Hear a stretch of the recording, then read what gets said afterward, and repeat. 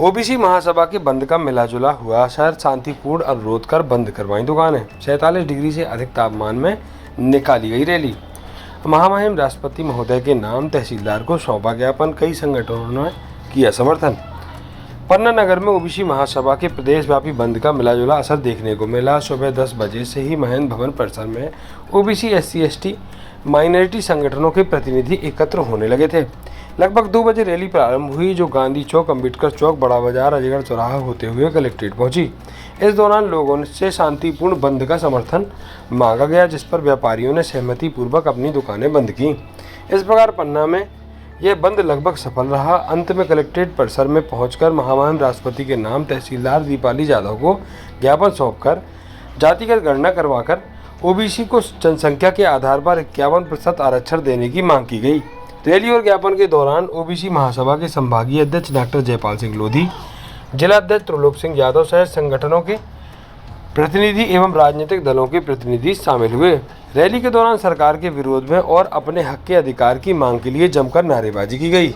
आज संपूर्ण मध्य प्रदेश में ओबीसी महासभा के द्वारा सभी 52 जिलों में प्रदेश बंद का आह्वान किया गया था और इस आह्वान के साथ ही जिला मुख्यालय पर जिला कलेक्टर महोदय के माध्यम से देश के महामहिम राष्ट्रपति महोदय, प्रधानमंत्री जी, पिछड़ा वर्ग आयोग और देश के प्रधानमंत्री, मुख्यमंत्री सभी के लिए हम लोगों ने ज्ञापन भेजा है।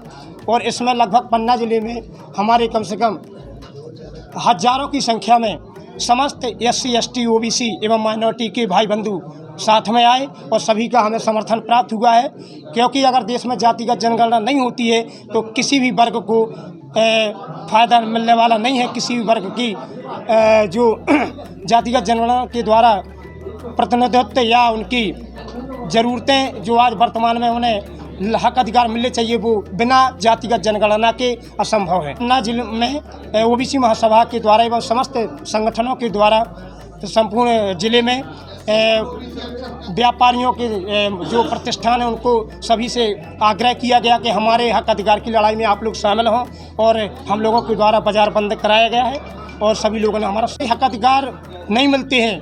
अगर हमें आरक्षण आबादी के हिसाब से नहीं मिलता है तो हम लोग आगे हम एक विशाल तैयारी के साथ प्रदेश स्तर पर, राष्ट्र स्तर पर अनिश्चितकालीन धरना प्रदर्शन करेंगे और हम अपनी हक अधिकार लेकर के रहेंगे। आज प्रदर्शन किया है उसमें यह है कि वर्तमान जो सरकार है सत्ताधारी, उसने हमारा आरक्षण 27% से घटा करके पहले 0 किया, फिर उसके बाद 14% किया। हम ये सवाल पूछना चाहते हैं सत्ता से और जो विद्वान हैं उनसे भी कि जब हमारी आबादी इस देश में 52% है, फिर आप हमें 27% से घटाकर 14% किस आधार पर दे रहे हैं? मैं पूछना चाहता हूँ क्या आधार है आपका, कौन से आंकड़े आपने दिखाए हैं? जब हमारी आबादी बढ़ रही है, क्योंकि हम पिछड़े समाज से आते हैं और हमारा लगातार पैदा बच्चों की जो संख्या है अनुपात में बढ़ता जा रहा है, फिर हमारी हिस्सेदारी क्यों कम हो रही है?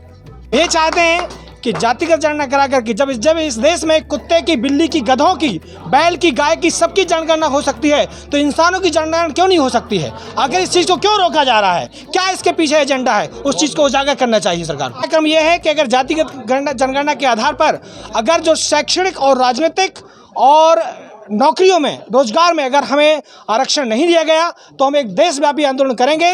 जरूरत पड़ेगी तो हम जंतर मंतर पे भी और संसद और लोकसभा सबका घेराव करेंगे। ओबीसी महासभा ने रैली के रूप में आके कलेक्ट्रेट में भी ज्ञापन सौंपा है, जिसमें उनकी मांगे हैं कि ओबीसी को 50% आरक्षण दिया जाए और पूर्व में जो विभिन्न कमीशनों की रिपोर्ट है उनको लागू किया जाए। इसी संबंध में उन्होंने माननीय मुख्यमंत्री जी के नाम से ज्ञापन दिया।